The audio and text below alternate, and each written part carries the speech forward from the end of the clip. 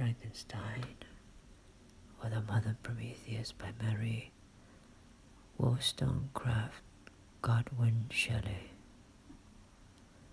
Contents: Letter 1, Letter 2, Letter 3, Letter 4. We'll read Letter 4.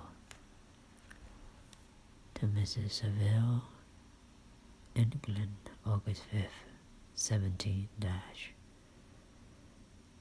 So strange an accident has happened to us that I cannot forbear recording it, although it is very probable that you will see me before these papers can come into your possession. Last Monday, July 31st, we were nearly surrounded by ice, which closed in the ship on all sides, scarcely leaving her the sea room in which she floated. Our situation was somewhat dangerous, especially as we were compassed round by a very thick fog. We accordingly lay to, hoping that some change would take place in the atmosphere and weather. About 2 o'clock, the mist cleared away, and we beheld stretched out in every direction vast and irregular plains of ice, which seemed to have no end. Some of my comrades groaned, and my own mind began to grow watchful with anxious thoughts, when a strange sight suddenly attracted our attention and diverted our solitude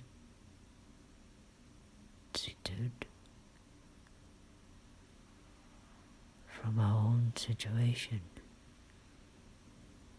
We perceived a low carriage fixed on a sledge and drawn by dogs, passed on towards the north at a distance of half a mile. A being which had the shape of a man, but apparently of gigantic stature, sat in the sledge and guided the dogs. We watched the rapid progress of the traveler with our telescopes until he was lost among the distant inequalities of the ice. This appearance excited our unqualified wonder. We were, as we believed, many hundred miles from any land, but this apparition seemed to denote that it was not, in reality, so distant as we had supposed. Shut in, however, by ice, it was impossible to follow his track, which we had observed with the greatest attention. About 2 hours after this occurrence, we heard the ground sea, and before night the ice broke and freed our ship. We, however, lay to until the morning, fearing to encounter in the dark those large loose masses which floated about after the breaking up of the ice. I profited of this time to rest for a few hours. In the morning, however, as soon as it was light, I went upon deck and found all the sailors busy on one side of the vessel, apparently talking to someone in the sea. It was, in fact, a sledge like that we had seen before, which had drifted towards us in the night on a large fragment of ice. Only one dog remained alive, but there was a human being within it whom the sailors were persuading to enter the vessel. He was not, as the other travelers seemed to be, a savage inhabitant of some undiscovered island, but a European. When I appeared on deck, the master said, "Here is our captain, and he will not allow you to perish on the open sea." On perceiving me, the stranger addressed me in English, although with a foreign accent. "Before I come on board your vessel, said he, will you have the kindness to inform me whether you are bound? You may conceive my astonishment on hearing such a question addressed to me from a man on the brink of destruction, and to whom I should have supposed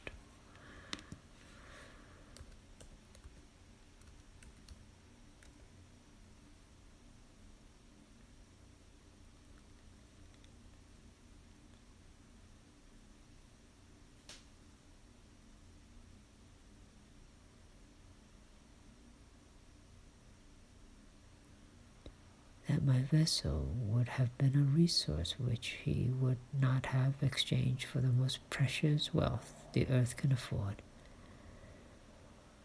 I replied, however, that we were on a voyage of discovery towards the northern pole.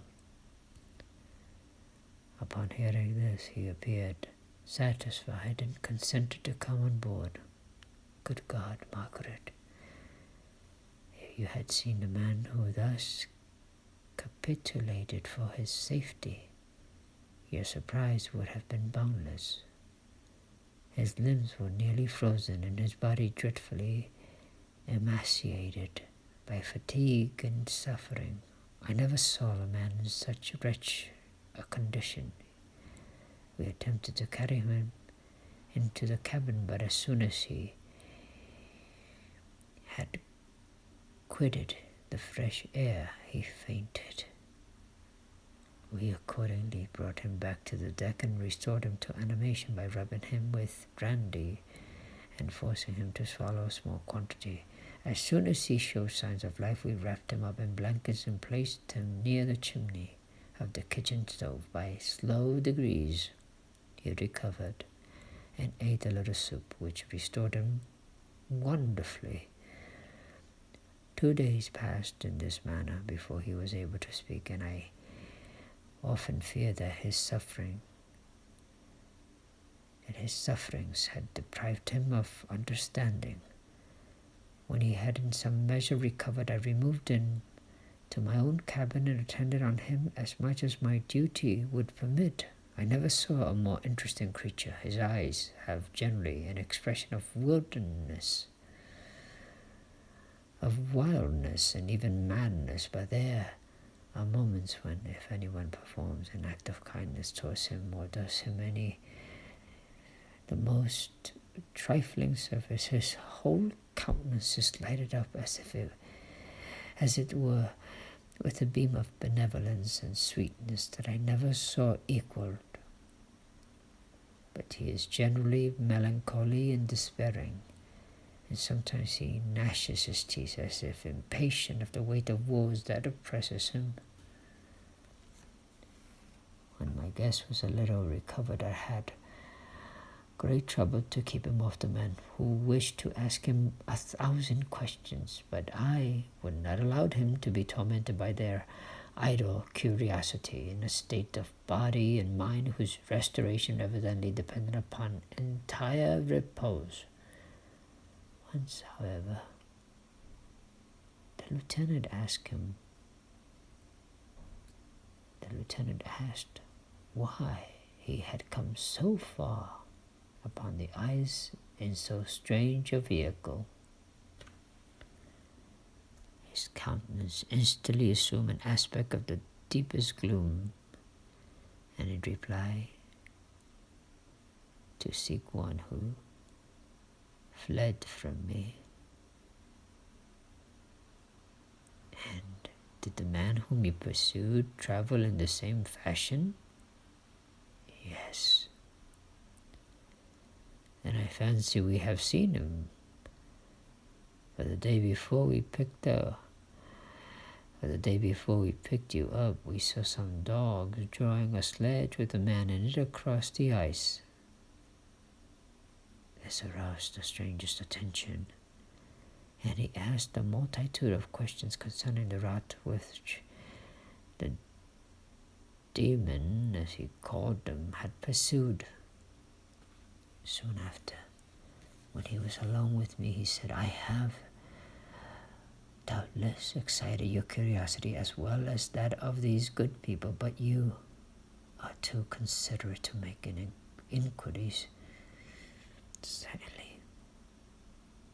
Certainly it would indeed be very impertinent and inhuman in me to trouble you with any inquisitiveness of mine. And yet you rescued me from a strange and perilous situation. You have benevolently restored me to life. Soon after this, he inquired if I thought that the breaking up of the ice had destroyed the other sledge. I replied that I could not answer with any degree of certainty, for the ice had not broken until near midnight, and the traveler might have arrived at a place of safety before that time. But of this I could not judge. From this time, a new spirit of life animated the decaying frame of the stranger. He manifested the greatest eagerness to be upon deck to watch for the sledge which had before appeared, but I have persuaded him to remain in the cabin, for he is far too weak to sustain the rawness of the atmosphere. I have promised that someone should watch over him. Someone should watch for him and give him instant notice if any new object should appear in sight. Such is my journal of what relates to this strange occurrence up to the present day. The stranger has gradually improved in health, but is very silent and appears uneasy when anyone except myself enters his cabin. Yet his manners are so conciliating and gentle that the sailors are all interested in him, although they have had very little communication with him. For my own part, I begin to love him as a brother, and his constant and deep grief fills me with sympathy and compassion. He must have been a noble creature in his better days, being even now in wreck, so attractive and amiable. I said in one of my letters, my dear Margaret, that I should find no friend on the wide ocean. Yet I have found the man who, before his spirit had been broken by misery, I should have been happy to have possessed as a brother of my heart.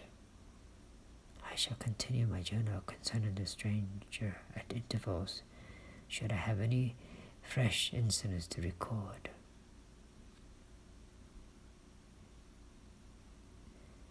That's the end of letter 4.